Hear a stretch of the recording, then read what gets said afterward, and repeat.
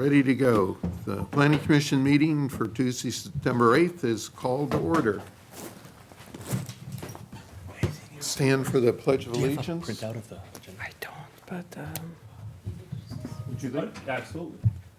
Ready? Begin.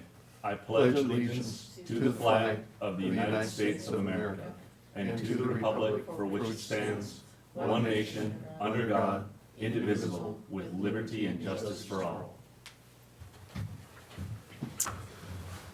do you have it printed out that you don't? Well, sir, do we have any public comment on things that are not on the agenda? Well, we need to take roll call first.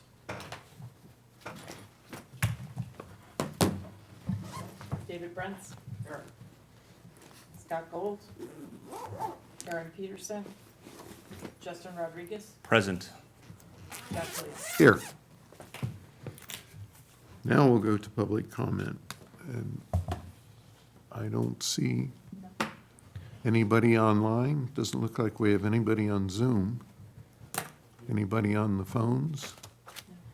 No. Okay, moving on. Any requests for continuance, withdrawals, or, okay. Ex parte communications, any discussions or comments? Okay, let's move to the approval of the minutes for the August 3rd meeting. And maybe we can do the August 17th meeting at the same time. Well, we should do separate motions for Separate, both. okay. Yeah. For August 3rd, any changes or updates? Justin? No. No? Okay, well, I move that we approve for August 3rd. Okay. Second? Second. All in favor? Aye. Aye? Aye. Okay. Approval of the minutes for August 17th. Any questions or concerns about those? Anybody want to make a motion to approve it, or I'll make a motion to approve the, I'll second the motion to approve the minutes. all in favor? Aye. Aye? aye. 3-0. Okay, moving on to public hearing items. Item 2A. Lori. Great. Good evening. The item before you is from Renee Karsoff in regards to the development plan for a 300-square-foot standalone building to be used for a retail ice cream shop in the TRZ zone at 1660 Copenhagen Drive.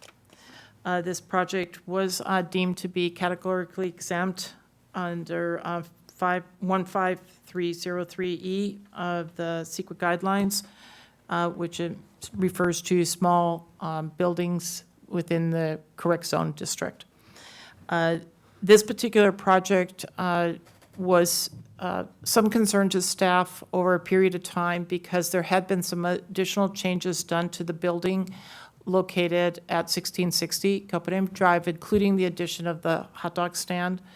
And the interpretation of the zoning ordinance was what they historically referred to as adding 300 square feet every couple of years onto a property. Most of the reference was that they were attached buildings. This is a standalone building. So previous staff were struggling with how to permit the project, but during that period of time of trying to find a determination of what to do, they allowed the applicant to go through the building permit process. So there was somewhat of a dual process going on. The project, we finally determined that it didn't meet the ordinance, so the city council and the planning commission adopted a interpretation that you'd have to do a development plan or refer to the additional 300 square feet that would come to the planning commission. So just to make sure that we covered all the bases, we're here tonight as an individual development plan for this 300 square foot standalone building that meets all of the other requirements of the TRZ zone. It did go through Board of Architecture review. It's very similar to the existing building. And it fills in somewhat of a missing tooth between the buildings that are currently there. Historically, it was the driveway for the bank. So we're here tonight with a recommendation for approval of this development plan for this small building. And the applicant is here tonight, and if you have any questions for the staff, we're here also. Okay, does the applicant want to make a statement at all, or? Well, we have nobody who wants to speak, apparently. Nobody here, nobody on Zoom, nobody online, so we'll bring it back to the commission. Anybody have any comments, questions, concerns? I don't see a problem with it. It's a kind of a weird open dead space right there, because it's right in front of the sausage garden, right? And it's kind of like this bizarre looking, it's still striped like a parking lot, if I'm not mistaken, the asphalt that's there. So I think making a functional use, try and bring in more tax dollars for the city because COVID has hit us hard. I don't see a problem. What are they planning to put in there, or what kind of retail? Currently, the permit that's sitting at the counter is for ice cream shop. Counter, open windows, open doors. That sounds like a good idea to me. I know I have 2 little girls that would like that. Sounds like a sweet idea to me as well. I see no objection. I don't really object, but I do have a couple of questions. The drawings that we have are for the original building, and the change that was in the write-up said that the kitchen was going to be removed. That's not shown on here. And I assume that that's still going to happen, but part of the restaurant that was going to go in there was the exhaust stack for the stoves. Is that stack going to be removed? So from an exterior viewpoint, it's going to look exactly like the drawings, it's just the interior that's going to change? The interiors are gonna be as per the drawings. Well, the drawings show kitchens and stoves but I had the understanding that it wasn't going to be a restaurant, it was just going to be an ice cream shop. It was originally permitted as a restaurant. The original permit was for a restaurant, That's correct. yeah, and that's what I thought we was continuing. But it was brought back to us as an ice cream shop. And are you planning to make ice cream on site? Probably, Okay, because when you do that, there's health department. and it went through things the that health come- department as well, yeah. So anyway, I'm just concerned that he's building a restaurant, but he's calling it an ice cream shop. Yeah, Mr. Chair, I would just note, this project has an odd history with people who no longer work here, who were trying to come up with a way to justify their reading of the zoning ordinance in a way that absolutely didn't read that way. And so they were telling the applicant to do things like call it an ice cream shop, do other things. None of those really are of any import to what you have before you this evening. We've actually fixed the ordinance so that no one will try to interpret it in that way. Again, now it's very simple. When somebody wants to build something, they come and they get a development plan approved. And so that's what the request is for. The request is for a development plan for retail/restaurant space. And your approval today, if you grant it, would be for a new 300 square foot building for retail/restaurant space. And then I would expect that the applicant would go back to the original approved plans, which I think, as I recall, actually got building, they were essentially ready for issuance for a building Yes, permit yeah, with, I remember. yeah, with all the things inside. This goes to, as you recall, a couple of months ago, we brought to you the ordinance that the council had approved on an urgency basis, which will now be going back to the council, which not only allows for additional outdoor space for restaurants, wine tasting, and beer, I think, but also the clarifications, so that the two code sections that address this issue of what can be approved with, as a minor addition, is in fact an addition. Okay, so So- maybe I misread the, I believe so. I believe this is back to the original proposed project, which is a commercial retail space which can be used for a restaurant. I completely missed that in my, but that's what it says in the Yes. motion that we're gonna, Yes. That's actually what's in the resolution that you would be adopting.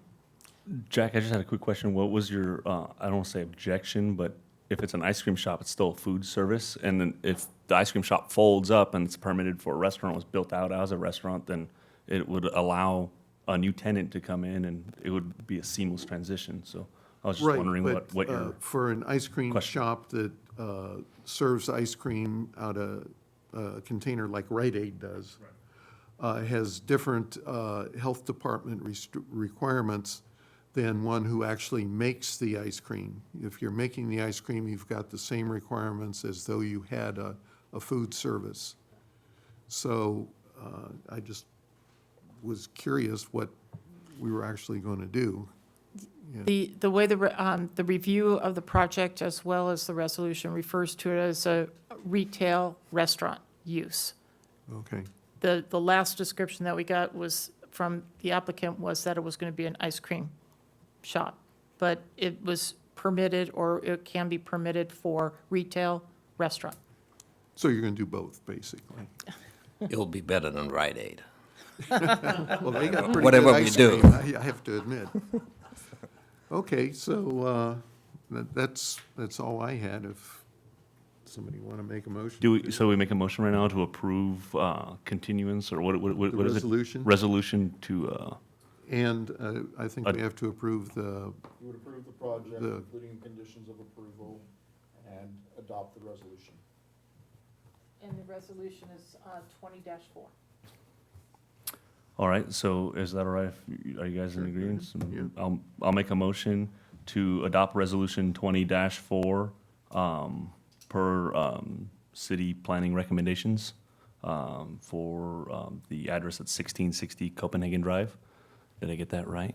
yes? Anything else I need to add in there?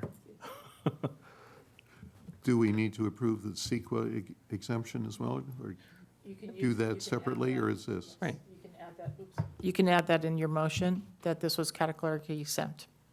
Okay, and it's exempt from CEQA. Yeah, it's actually one of the Conditions. determinations in the resolution. So if it's in there, then we don't need to pull that out. The resolution. Yeah. Okay. Second? A second? Okay. All in favor? Aye. Aye. Approved 3-0. Right.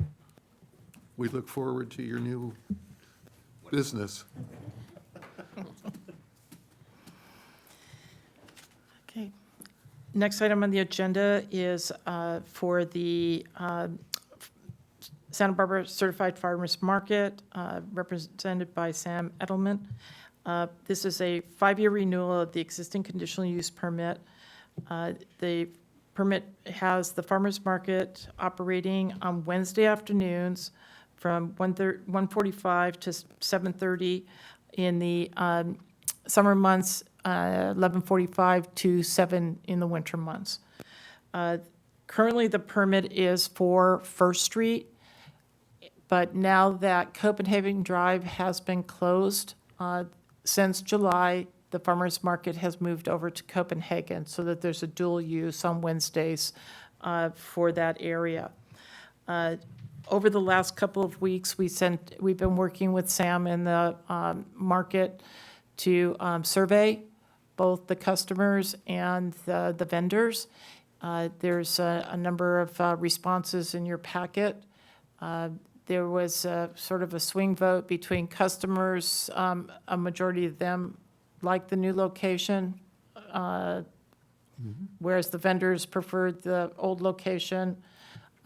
But it was kind of a split vote on both sides. So we're recommending to the Planning Commission that we continue to operate at Copenhagen for the time being, that Copenhagen it looks like the way the permit's written is that it'll be Copenhagen as the primary location. At such time that the city council opens Copenhagen again or changes or determines that the farmer's market should be somewhere else, it's up to the discretion of the planning director to make the determination of moving that during the next 5 years. So we've left a little bit of flexibility in the conditions of approval so that they don't have to come back to the planning commission in the interim if they need to move somewhere else, either in a parking lot or back on First Street. So at this point, we're here tonight recommending approval of the location of the farmer's market on Copenhagen Street for the next 5 years. Okay, anybody want to, would you like to address this? Should I come up or from here? What- No, you can come up. All right, sounds good. Hi, I'm Sam Edelman. I'm the general manager of the Santa Barbara Certified Farmers Market Association. I've been running the association since 2005. So I think we've been located on First Street for a little over 15 years and had a wonderful farmers market in the city of Solvang for well over 20. I know, just speaking from our vendor side of things, the staging is very challenging. I'm a little concerned that over time it might become unsustainable to have to continually offload all that product, particularly when we get into the winter season, when it gets rainy. If we are going to go to Copenhagen, I would like kind of a high level of flexibility to be able to work with city staff or the director. I like that recommendation, to be able to make changes as needed as the circumstances change. I've been dealing with this in Santa Barbara. Obviously, you're probably aware of State Street. We've had major build-outs, and we've had to adapt a lot, and we really do want this to be a mutually beneficial situation for the city, the businesses, the customers. We do feel that First Street is a better location for our farmers, and also for the community under normal circumstances. Obviously, we have different circumstances now, but just when the park was being used and just that symbiotic relationship with the community and the market, and not having the farmers have to unload. But either way, we're willing to work with the city moving forward. But I would really stress having some sort of level of flexibility, especially as we do get into the winter season, just to kind of see what happens with the outdoor state build-outs, maybe possibly having us move back under First Street where we can have our vehicles connected to our tents and their cars and have the product protected during that time of year, and possibly then move back as the season adapts as needed. But all in all, just it's a privilege to have a market here, and we definitely want to work with the city. Okay. Mr. Chair, I would note for you conditions of approval. Condition number 2, which says the market may operate in the public right-of-way of Copenhagen Drive between Alisal Road and Second Street, or at such other location and time as may be approved by the city manager based upon changed conditions in the city. So that provision was included in there. Currently, the planning director and the city manager are the same person, but if that changes in the future, again, it would be the city manager who can provide that flexibility, which then crosses over to the city manager also oversees public works and all the other departments. So that addresses the issue that he brought up about where, Yes. although it's open-ended, it could be anywhere in the city that it moves to. It's not guaranteed that it would move back to First Street if that happens. But it doesn't address his concern about bad weather and whether they can have more flexibility in loading and unloading. It, in fact, it does, It'll, it gives flexibility for him to work with the city manager on all aspects of location and timing. Okay, I have a question, if I may. sure. Why are they not able to park behind their tents as they normally would on First Street on Copenhagen? Why is there a further distance to offload, or where are they parking right now as the I haven't really noticed it. From the answer I was given is because of fire lanes. They need an appropriate fire lane. So if we have trucks on both sides of the street and then we push the tents in front of the street, it really narrows out that strip too much. And it's wider on First Street, Lori? First Street's a little bit wider? yes. So the fire department has looked at this situation, and not only for the closure of Copenhagen, but also for the farmers market. And they want to make sure that there's a 16-foot wide unobstructed pathway along Copenhagen, which basically measures out to where the paint striping is on the diagonal.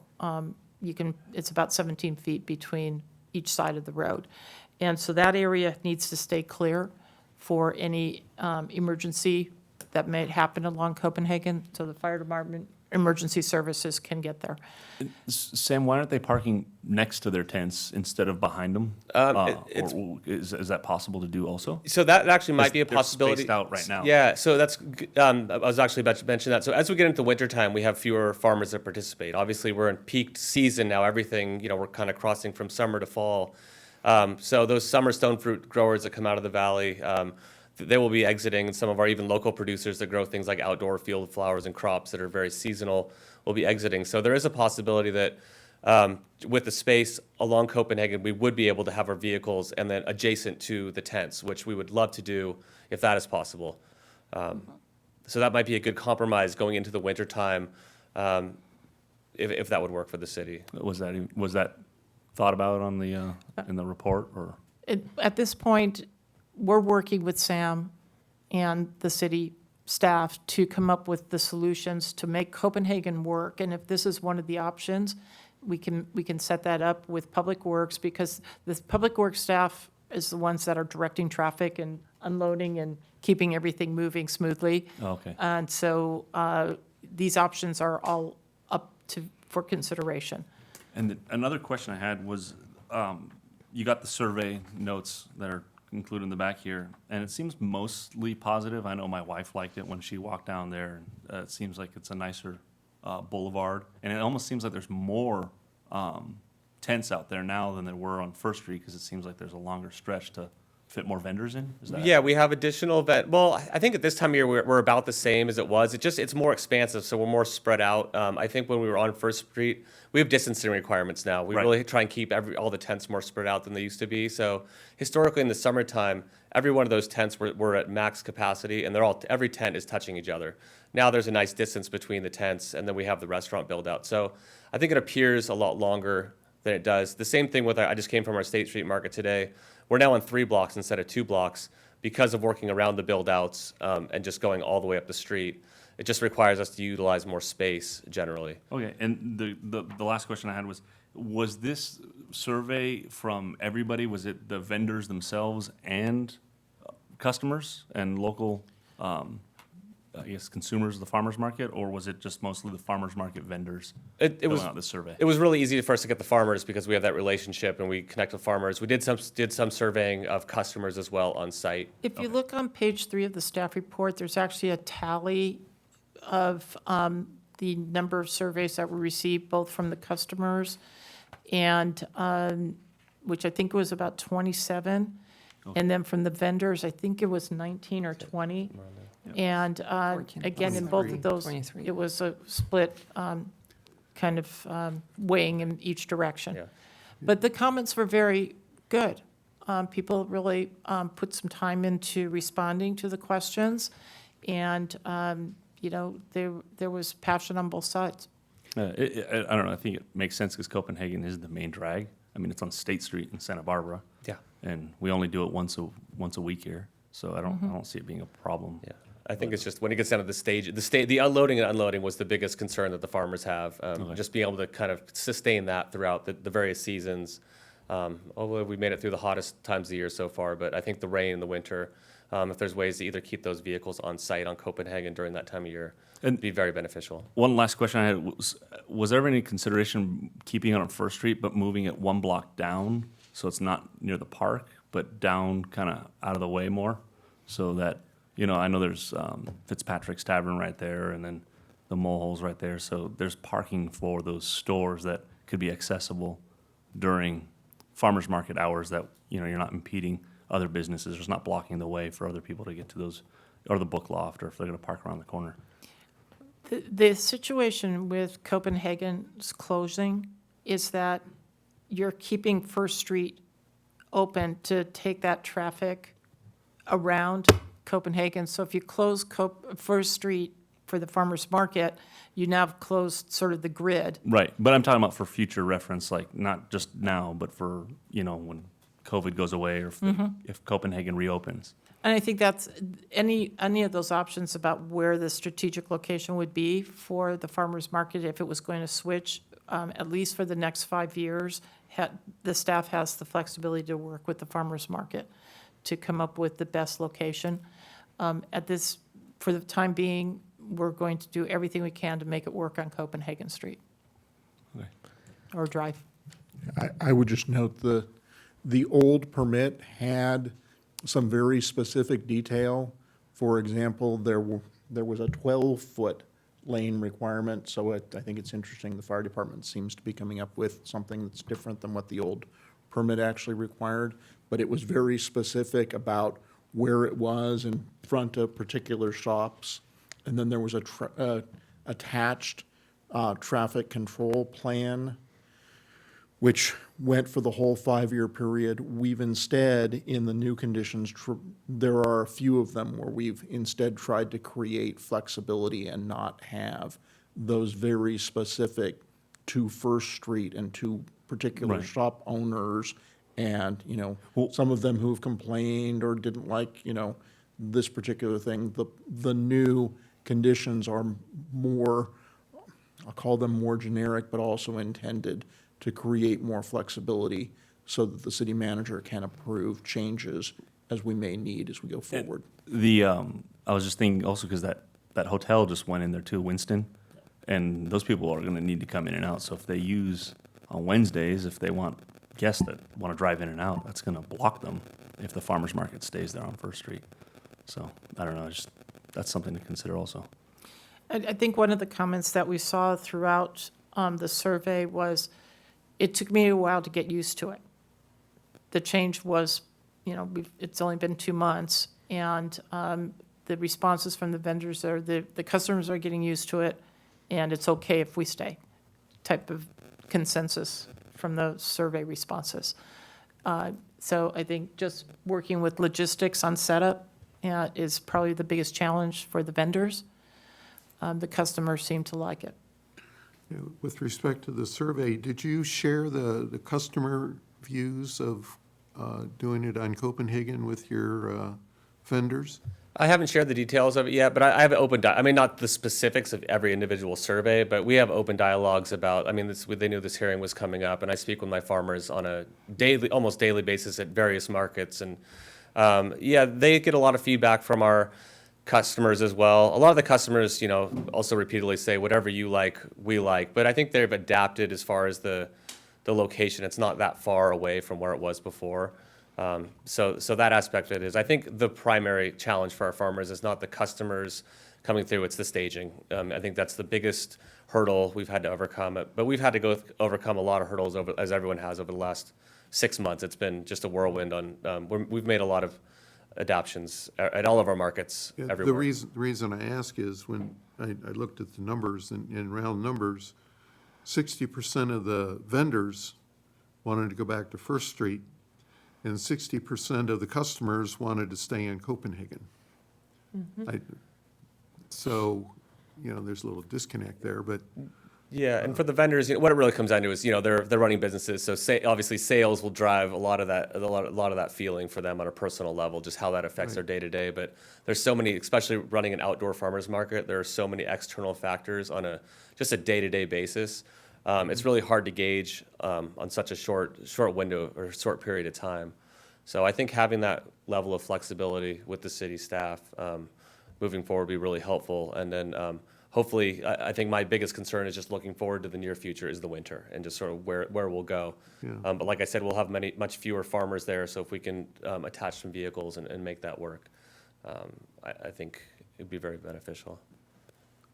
okay, as long as the flexibility is there that, There's a lot City of goods. flexibility here, and I'm happy to work with the Yeah. farmers Yeah, I market. I feel very flexible, but and I think it's been a lot busier during the summer. But if there's going to be a little bit less, maybe restaurant space and other spaces during the winter, I think there's definitely space and potential. okay, any other questions? Again, no Zoom, no. So I don't see any reason why we shouldn't approve this resolution. You- Somebody want to make a motion to do so? Motion to approve the resolution as written. I'll second the motion to approve the resolution for the farmer's market Motion as made- directed by the planning motion department. made and seconded, all in favor? Aye. Aye, Aye. 3-0. All right, well, thank you very much, and look forward to working with you down the road. Yeah. Thank you. Have a great day. Yeah, the farmer's market is very popular in town. Thank you. Thank you. We're glad to do it. Okay, so, We have a couple of discussion items, yes, closure of Copenhagen Drive. and Sina will take this one on. Yeah, so this is just a really update informational staff item report on this. for the Planning Commission. Just to let you know what has transpired on Copenhagen Drive, just to remind you, originally when COVID-19 happened, the city council closed as required by the city ordinance to all the addresses within 300 feet of Copenhagen Street. And so far as you can see, we have not had any public comment, at least today. But this will be coming to the city council on September 14th to consider permanent closure of Copenhagen Street. And of course, with that, we will be talking, we've done some preliminary work with departments. There will be considerations on the public works and some more permanent, structures that would need to happen there for that kind of closure. There's also the fire department that we will be working for. So there will be some review through the planning process for this closure. And then this would come back to the Planning Commission for your recommendations for City Council. So that's the update. And then, of course, the next item will be the Branding and Design Committee, who would also have a part in this Copenhagen closure in terms of the actual design of the street and those recommendations. Comments? A couple on the closure. I've gotten some feedback from the public that a couple of concerns. One, that there is not sufficient enforcement of the masking and social distancing, that people read the signs and walk by them, and that's the last they think about it. And I don't know if that's just the people or if the vendors, the retailers who are supposed to be enforcing it are not. But perhaps something could be done about that. Right. So one of the things we have right now, we have had a change in code enforcement officer again. I hope that this will be a more permanent working relationship with our current person. And then we are also working with the County of Santa Barbara, who are actually advising and trying to create a comprehensive program throughout the county, including all the city jurisdictions, to have ambassadors, as they call them. So the county haven't said. provides training and works with those people, so we can actually reach out and create some sort of a potential volunteer group of people that could help us with that education and continuous reminder and enforcement of the social distancing. Yeah, that's one thing that I thought that Santa Barbara did really well from day one, that somebody thought of that. So I thought that was a good thing. Another thing that was brought up was at the closure points, that maybe we could put a fencing or something along there, because a couple of people expressed concern that if there's lots of kids out there, that, young kids tend to, well, first of all, they can get under the rope that's there, and maybe run out on Alisol, and just something to look at so that we might prevent a future problem. Right. So some of the preliminary recommendations the Public Works Department is looking at is exactly that, and we'll also work with the Sheriff's Department on traffic and safety. And some of the other considerations that we will bring as options for consideration would be potentially maybe allowing for more access into that parking lot too as well. Because as we consider more permanent closure and being able to actually create safe structures, that might be one of the possibilities. Okay. Could you go over one more time what the process will be on making a decision on rather two things, to temporarily keep Copenhagen closed, and what do we mean by temporarily?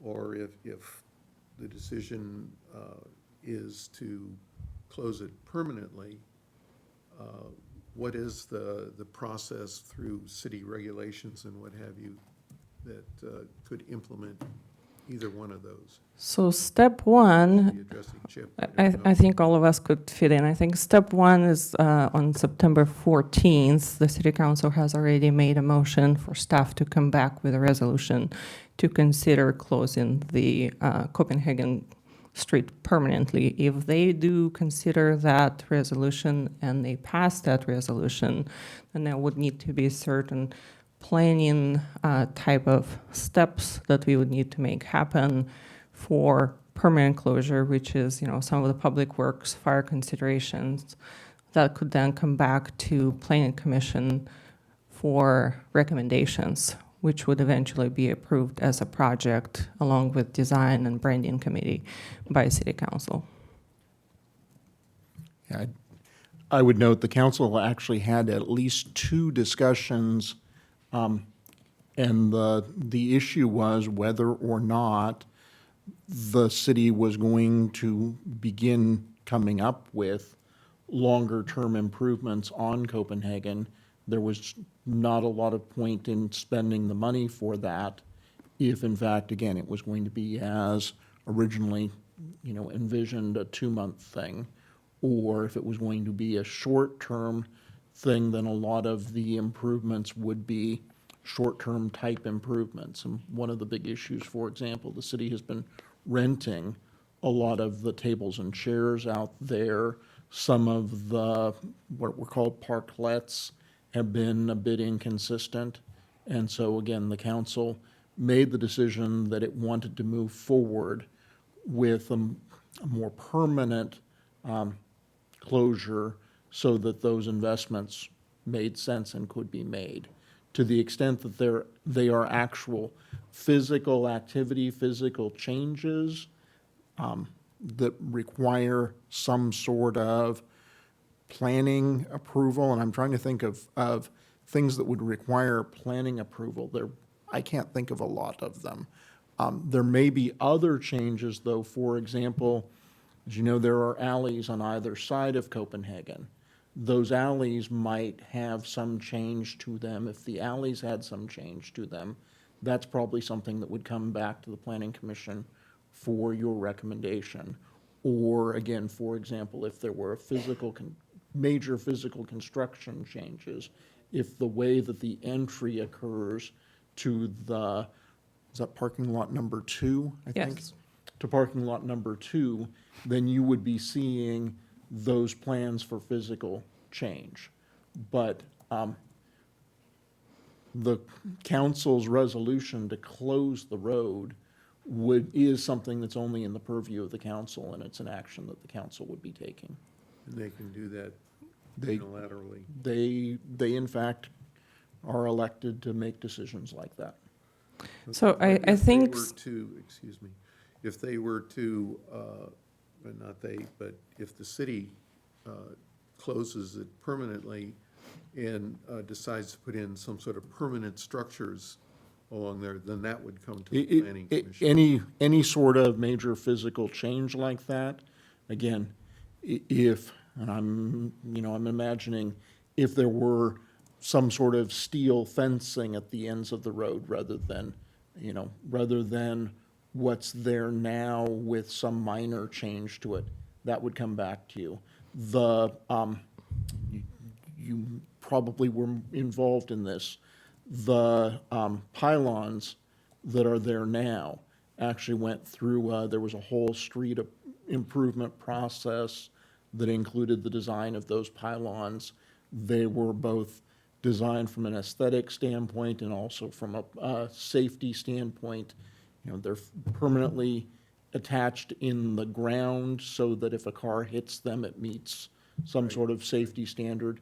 Changes to things like that would come back to you.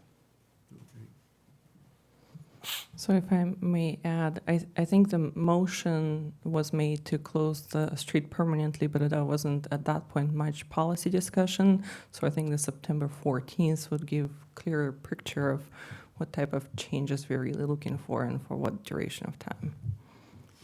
So And- that'll be the public's opportunity to Right. come and talk with Absolutely. the city council. And again, this is another round of noticing that we did within 300 feet of Copenhagen in all directions, so that anybody is, so everybody's aware that this hearing is going to be on the 14th. Okay, so you've got our comments, which is what you were looking for. On the branding and design committee, what is the status of that? I know it was established and people were appointed to it. Has there been any thought given to how you can educate those people on what the existing rules and regulations are, which, if I remember correctly, it was said when it was established that the current regulations that the bar was going by would remain in effect. But Right, so I can give you a quick update on where we are with the branding and design committee right now.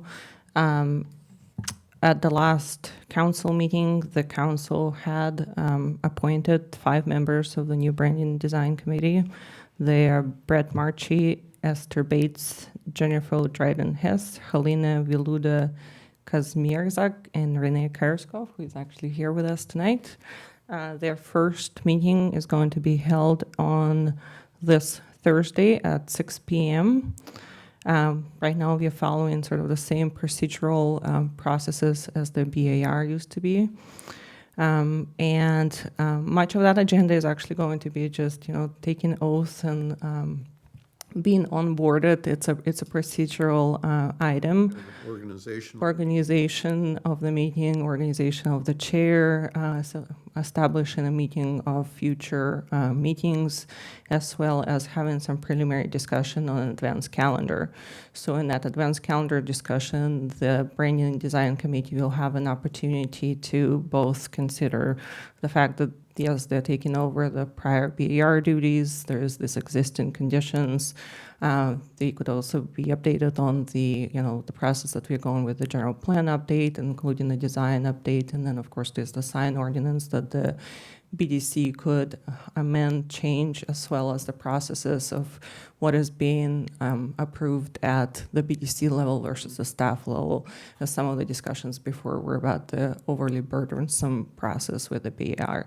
So all of that will be in their hands, and at some point we'll also need to come back to council with final recommendations for an ordinance amendment, fully creating in a formal way the BDC committee, which will then also clarify in a final form what exactly their duties and responsibilities will be. But in the meantime, before they can consider changes or updates, they need to be aware of what it currently is. So have they been given copies of the general plan and the sign ordinance and all the color charts and what have you? I have those requests. They will be before they meet on this Thursday. So yes, Yeah, because I would think that they're probably asking for that, they are, yes. I would hope. So over the last 6 months, the projects that have gone through the planning department have been approved at the staff level.